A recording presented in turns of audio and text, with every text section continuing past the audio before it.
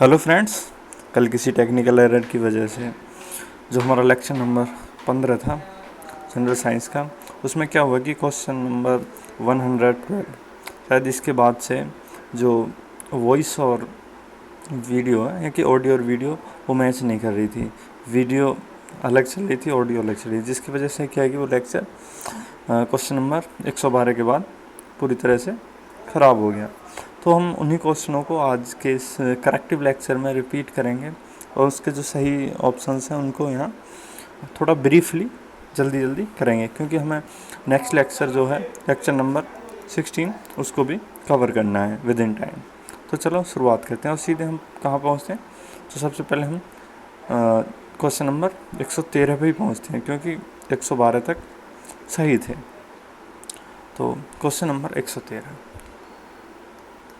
113 में क्या गया है कि पानी कब उबलता है। तो इसका जो सही आंसर था वो था ऑप्शन सी, कि जल का स्थितीय वाष्प दाब जब वातावरणीय दाब के बराबर होता है तभी पानी उबलता है। यानी कि इसको क्या कहेंगे, बॉइलिंग पॉइंट यानी कि क्वथनांक।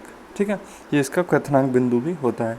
तो नेक्स्ट किसी क्वेश्चन में ये कॉन्सेप्ट फिर यूज होगा। इसके बाद क्वेश्चन नंबर 114 था कि पानी का त्रिगुणात्मक बिंदु यानी कि ट्रिपल पॉइंट होता है। तो इसका सही जवाब था ऑप्शन सी, 273.16 केल्विन। त्रिगुणात्मक बिंदु यानी कि ट्रिपल पॉइंट किसी का भी वो होता है जिसपे उस पदार्थ की तीनों अवस्थाएं यानी कि ठोस, द्रव और गैस क्या संतुलन की अवस्था में होती हैं, संतुलित होती हैं, बैलेंस्ड होती हैं। तो वो क्या कहलाता है, ट्रिपल पॉइंट कहलाता है। इसके बाद नेक्स्ट क्वेश्चन था 115। उसमें पूछा गया किसी द्रव का वाष्पीकरण होने से उसका तापमान क्या है।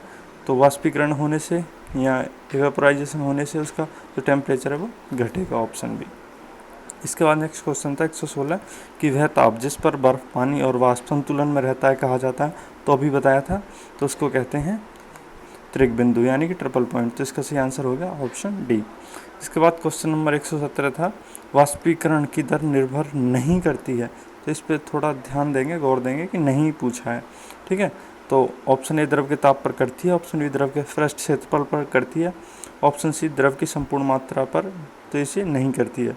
तो यही इसका सही आंसर है। ठीक है, जबकि जो ऑप्शन डी है वायुदाब इस पर भी करती है। इसके बाद नेक्स्ट क्वेश्चन था क्वेश्चन नंबर 118। इसमें था कि चावल को पकाने में कहाँ अधिक समय लगेगा। तो ऊंचाई पर अधिक समय लगता है। ठीक है, तो इसमें से जो माउंट एवरेस्ट है वो सबसे ऊंचा है, तो इसका सही आंसर था ऑप्शन डी। ठीक है, यहाँ हम थोड़ा संक्षिप्त में इसको तेज़ी से करते हुए चलेंगे, क्योंकि इसको भी करना ज़रूरी है। इसके बाद ही हम नेक्स्ट लेक्चर पर बढ़ेंगे। इसके बाद क्वेश्चन नंबर 119 था कि किसी निश्चित द्रव के लिए वाष्पन की जो दर है यानी कि वेपोराइजेशन की जो रेट है वो किस पे डिपेंड करती है। तो द्रव के ताप पर भी करती है, वायु के ताप पर भी करती है, द्रव की खुली सतह के क्षेत्रफल पर भी करती है। तो इसलिए इसका सही आंसर होगा ऑप्शन डी यानी कि उपयुक्त सभी, ऑल ऑफ द अबव। इसके बाद नेक्स्ट क्वेश्चन था क्वेश्चन नंबर 120। तो इसमें पूछा गया कि जल का क्वथनांक यानी कि जो बॉइलिंग पॉइंट है वो क्या होता है।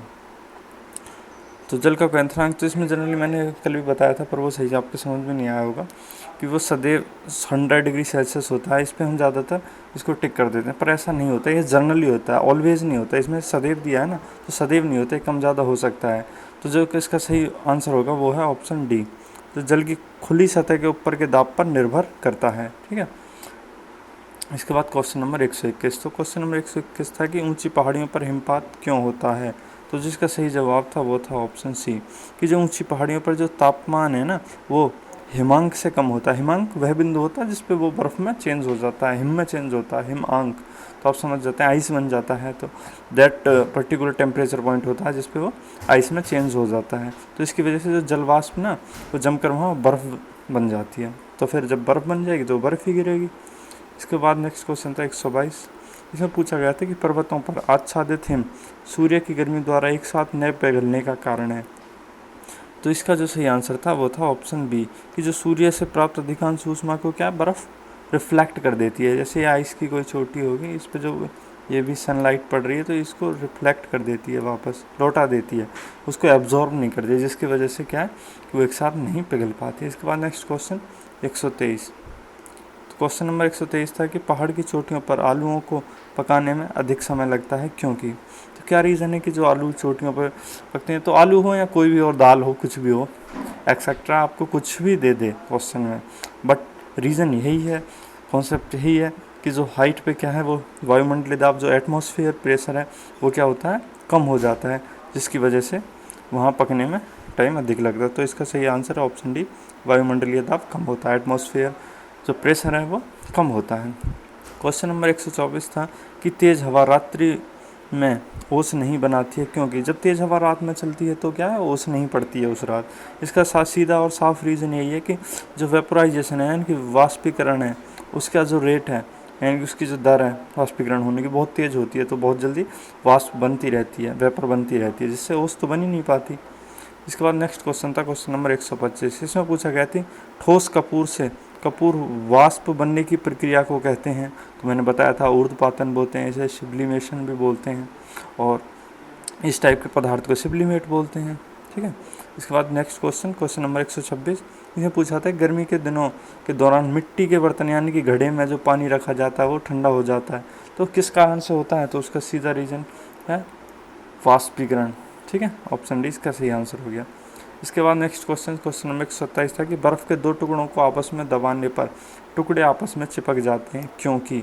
तो इसका रीज़न क्या था कि जब आप बर्फ़ को दबाते हैं तो क्या होगा, जो बर्फ़ को दबाने से क्या होगा, इसमें 4 ऑप्शन है आपको। दाब अधिक होने से बर्फ़ का गलनांक घट जाता है, दाब अधिक होने से बर्फ़ का गलनांक बढ़ जाता है, दाब अधिक होने से बर्फ़ का गलनांक पहले घटता है फिर बढ़ता है। ऑप्शन डी, दाब व गलनांक में कोई संबंध नहीं। तो दाब अधिक होने से क्या है कि जो उसका जो गलनांक है वो घट जाता है और वो मेल्ट हो जाता है, जिसकी वजह से वो चिपक जाता है। इसका सही आंसर ऑप्शन ए हो गया। इसके बाद नेक्स्ट क्वेश्चन है क्वेश्चन नंबर 128 की जो बर्फ़ में स्केटिंग क्या होता है, गेम होता है। आपने कभी मूवी में देखा हो कि जो बर्फ़ पे क्या है कि नीचे पैरों में पट्टी सी लगा लेते हैं लोहे की, और उसके बर्फ़ के ऊपर उनकी सहायता से क्या फिसलते रहते हैं और हाथ में 2 छड़ियाँ ले लेते हैं। तो वो किस वजह से पॉसिबल है, तो वो क्या है कि जो दाब बढ़ने पर बर्फ़ का गलनांक क्या होता है, तो वो गलनांक मतलब उसका जो मेल्टिंग पॉइंट है वो घट जाता है, जिसकी वजह से बर्फ़ पिघलती है और वो उस पर फिसलते हुए चले जाते हैं। तो इसका सही आंसर ऑप्शन सी हो गया। इसके बाद नेक्स्ट और लास्ट क्वेश्चन था 129 पानी में भरे गिलास में बर्फ़ का एक टुकड़ा तैर रहा है, टुकड़े के पूरा पिघल जाने पर गिलास में पानी के तल पर क्या परिवर्तन होता है, मतलब जो उसका वाटर लेवल है उस पर्टिकुलर गिलास में वो अप हो जाएगा, डाउन हो जाएगा, अनचेंज रहेगा। तो इसका जो करेक्ट आंसर है वो है कि वो अनचेंज रहेगा, क्योंकि जब हम बर्फ़ को डाल रहे हैं ना दैट टाइम ग्लास में, उसी टाइम जो वाटर का लेवल है वो अप होगा, उसके बाद कोई भी वाटर के लेवल में चेंज नहीं होगा, भले ही बर्फ़ मत पिघलो या पिघल जाओ। ठीक है, तो इसका सही आंसर कौन सा होगा, ऑप्शन सी अपरिवर्तित रहता है। ठीक है, तो ये सारे इसमें जल्दी मैंने सारे इसके आंसर्स कवर कर दिए हैं, क्योंकि कल की वीडियो में ये प्रॉब्लम हो गई थी। इसके बाद फिर से हम जल्दी ही नेक्स्ट लेक्चर में मिलते हैं। लेक्चर नंबर कौन सा होगा, 16। हाँ, तो नेक्स्ट लेक्चर नंबर 16 में मिलते हैं और 1:30 से शुरू करते हैं। ठीक है, और मैं एक बात कहना चाहूँगा कि साथ साथ आप रिवीजन करते रहें अपना पीछे की क्लासेस का। ठीक है, तभी आप इसमें साइंस में मास्टर हो पाएंगे। ठीक है, थैंक यू।